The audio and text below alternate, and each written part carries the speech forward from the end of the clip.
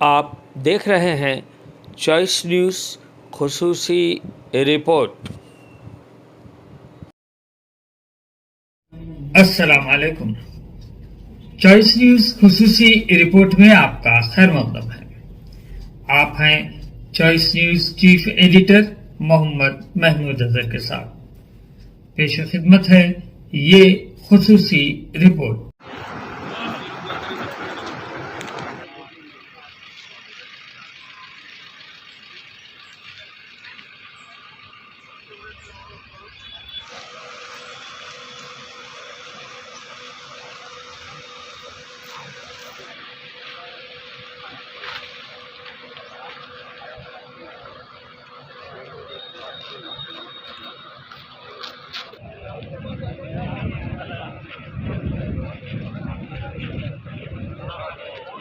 کے لیے جو نفع کا سرچشمہ ہو، جو فائدے کا سرچشمہ ہو، اس امت کو امت وسط کہا گیا ہے۔ یہ بات بھی یہاں پہ آئی۔ امت وسط کا کیا مطلب ہے؟ حدیث میں اس ملک کی ساری آبادی ہے، سارے 130 کروڑ انسانوں کے لیے اسے کام کرنا ہے، سب کے درمیان گھل مل کر رہنا ہے، معروفات۔ میں نہایت ہی ادب اور احترام کے ساتھ محترم امیر جماعت اسلامی ہند، صدر عالی آج کے اس کانفرنس کے صدر عالی قدر جناب انجینئر سید سعادت اللہ حسینی صاحب سے درخواست کرتا ہوں کہ وہ اپنے کلیدی اور اس سیشن کے اختتامی خطاب سے ہم سب کو مستفید فرمائیں۔ آپ کا عنوان ہے امت کا مستقبل، منزل اور راستہ۔ اصولوں پر جہاں آنچ آئے تو ٹکرانا ضروری ہے، اصولوں پر جہاں آنچ آئے تو ٹکرانا ضروری ہے، جو زندہ ہو تو زندہ نظر آنا ضروری ہے۔ میں حضرت سے درخواست کرتا ہوں کہ اپنے خطاب بیانی سے ہم سب کو مستفید فرمائیں۔ یہ مقصد ہمیں حاصل کرنا ہے۔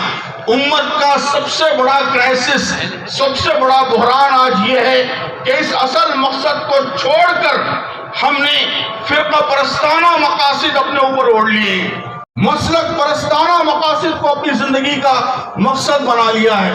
ہمارے مقاصد کا چھوٹا ہو جانا یہ ہمارا سب سے بڑا بحران ہے۔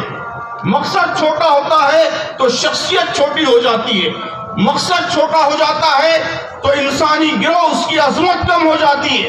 اللہ تبارک و تعالیٰ نے اس امت کو بہت ہی اونچا مقام عطا کیا۔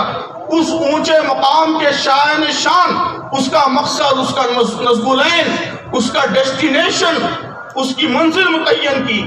ہم نے اپنے مقصد کو چھوٹا کر لیا اور اپنے آپ کو چھوٹا کر لیا، اپنے مقام کو چھوٹا کر لیا، اپنی حیثیت کو چھوٹا کر لیا۔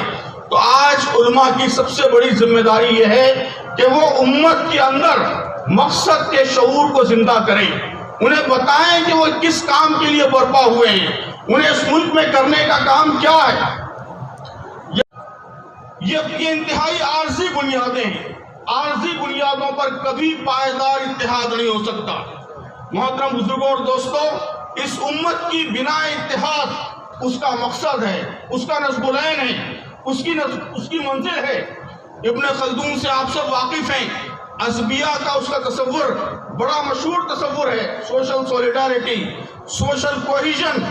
وہ کہتا ہے کہ سب سے اہم چیز جو قوموں کو جوڑتی ہے، جو لوگوں کو ایک دوسرے سے ملا کر ایک بنیاد مرصوص بنا دیتی ہے، وہ گہری باہمی رفاقت ہے جو کسی مشترک مقصد، مشترک ذمہ داری کے احساس، مشترک ویژن یا مشترک مفاد کے نتیجے میں انسانوں کے گروہ کے درمیان پیدا ہوتی ہے۔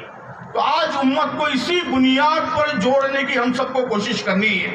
مقصود یہ ہے کہ اس امت کے خواب مشترک ہو جائیں، اس کی آرزویں، اس کی تمنائیں ایک ہو جائیں، اس کی منزل ایک ہو جائے، سب ایک ہی راہ کے مسافر بن جائیں۔ اسی سے انشاءاللہ خود بخود اتحاد کی فضا پیدا ہوگی۔ یہی وجہ ہے کہ آپ دیکھیے کہ قرآن مجید نے اللہ تبارک و تعالیٰ نے اسلام کے دشمنوں کو، نبی کریم صلی اللہ علیہ وسلم کے دشمنوں کو، وقت کے سپر پاورز کو، قیصر و روم کو، یا طاقتور بنا کر پیش کیا. اللہ کے لوگوں کے دل جیتے، ان کو اپنے سے قریب کریں، یہ تیسرا اہم کام ہے. اور چوتھا کام جو سب سے اہم ہے، بنیادی کام ہے، اور حالات کو بدلنے کے لیے جس کام کی سب سے زیادہ ضرورت ہے، وہ یہاں کے برادران وطن تک پہنچنا، ان کے دلوں کو جیتنا، ان کے دماغوں کو جیتنا، ان تک اسلام کا صحیح تصور پہنچانا، ان کی غلط فہمیوں کو دور کرنا. یہ 4 کام ہیں. انہی 4 کاموں کے راستے سے گزر کر ہم اپنی منزل تک پہنچ سکتے ہیں. تو آج ضرورت اس بات کی ہے کہ پوری امت اپنے مقصد پر بھی متفق ہو اور اس راستے پر بھی متفق ہو. ہماری جماعتیں الگ الگ ہو سکتی ہیں، تنظیمیں الگ الگ ہو سکتی ہیں، کام کے راستے طریقے الگ الگ ہو سکتے ہیں، لیکن ہم سب کا خواب، ہم سب کی آرزو، ہماری تمنا ایک ہی ہو جائے. وہی جو قرآن ہمارا مقصد میں ہم کامیاب ہو جائیں. تو محترم بزرگوں اور دوستو، اللہ تبارک و تعالیٰ کا وعدہ یہی ہے کہ انشاءاللہ ان مشکل حالات سے وہ آسانیاں ضرور 2 بار ریپیٹ ہوئی ہے. اس کی بڑی خوبصورت تشریح کی ہے. انہوں نے کہا ہے کہ ان مع العسر یسرا وان مع العسر یسرا. اس میں اللہ تبارک و تعالیٰ نے 2 دفعہ عسر کا ذکر کیا ہے، 2 دفعہ یسر کا ذکر کیا ہے. لیکن دلچسپ بات یہ ہے کہ عسر یہ معرفہ کے صیغے میں ہے، ال کے ساتھ ہے. ان مع العسر یسرا، اور یسر نکرہ میں ہے، بغیر ال کے ہے. تو اس کا مطلب یہ ہے کہ مشکل تو ایک ہی ہے لیکن آسانیاں 2 ہیں. مشکل تو ایک ہی ہے، چیلنج ایک ہے، ڈیفیکلٹی ایک ہے، مصیبت ایک ہے، لیکن آسانیاں 2 ہیں. ہر مشکل کے ساتھ 2 آسانیاں وابستہ ہیں. ہر چیلنج کے ساتھ of Islamic studies and research کو قائم کیا. اس میں نوجوانوں کو تیار کیا جا رہا ہے. اسمارٹ کو قائم کیا، شفیع مونس academy for resource development and training کو قائم کیا تاکہ نوجوانوں کی تربیت ہو سکے. ہمارے پاس شہر ہے کہ ملت اسلامیہ کو پھر وہ شوکت حاصل ہو جائے اور یہ دین دنیا کے اندر ادیان باطلہ کے ساتھ دب کر رہ کر ادیان باطلہ کے دیے ہوئے دین پر عمل کرنے کے لیے دین نہیں آیا ہے، بلکہ یہ دین غالب ہونے کے لیے آیا ہے. وَيُظْهِرَهُ عَلَى الدِّينِ كُلِّهِ وَلَوْ كَرِهَ الْمُشْرِكُونَ. کہ اس دین کے غلبے کی کوششیں کی جائیں اور اس ملک کے اندر دین کے غلبے کے لیے پورے مواقع پائے جاتے ہیں، بشرطے کہ علماء کرام اٹھ کر کھڑے ہو جائیں اور علماء کرام یہ کام اور یہ ذمہ داری اپنے ذمے لیں. تو انشاءاللہ وہ انسانیت کو دنیا کے اندر بھی اور آخرت کے اندر بھی سیراب کر سکیں گے اور فلاح و بہبود کا راستہ وہ بتا سکیں گے. اسی لیے یہ علماء کانفرنس، ریاستی علماء کانفرنس منعقد کی گئی. اللہ تعالیٰ سے دعا ہے کہ اللہ تعالیٰ ہمیں صحیح معنی میں ان باتوں کو سمجھنے، اس کے تقاضوں کو پورا کرنے کی توفیق عطا فرمائے. وآخر دعوانا ان الحمدللہ رب العالمین. بسم اللہ الرحمن الرحیم. یہاں جامع دارالہدا وادی ہدا کے وسیع و عریض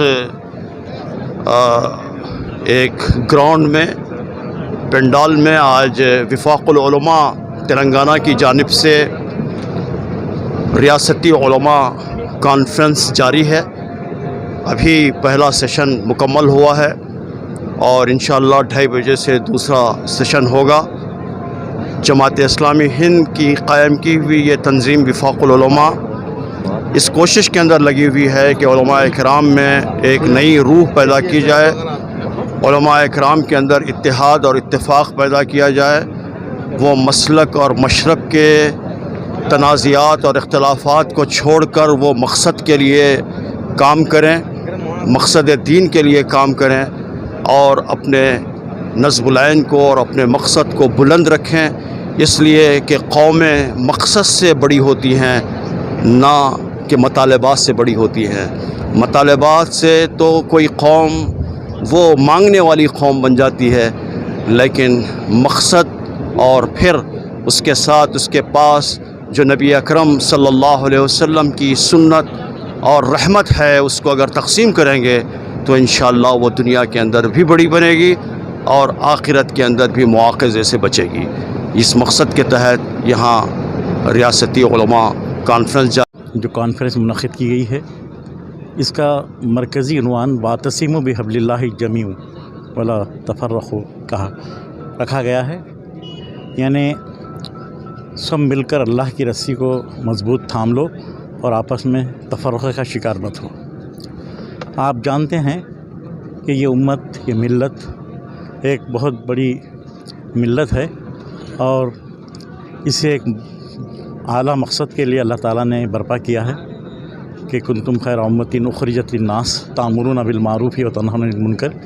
یہ ذمہ داری اس دنیا میں اس کو انجام دینا ہے اور اس کا شعور بیدار کرنا امت مسلمہ کے وہ اعلیٰ تعلیمی یافتہ بزرگ جسے ہم علماء کہتے ہیں، جو ایک دینی مدارس سے، دینی یونیورسٹیوں سے فارغ ہوتے ہیں اور جن کا تعلق مسجدوں سے ہوتا ہے، جہاں وہ ہر جمعہ میں بغیر کسی دعوت نامے کے سینکڑوں مسلمانوں کو مخاطب کرتے ہیں، وہ ایک تربیت گاہ ہوتی ہے۔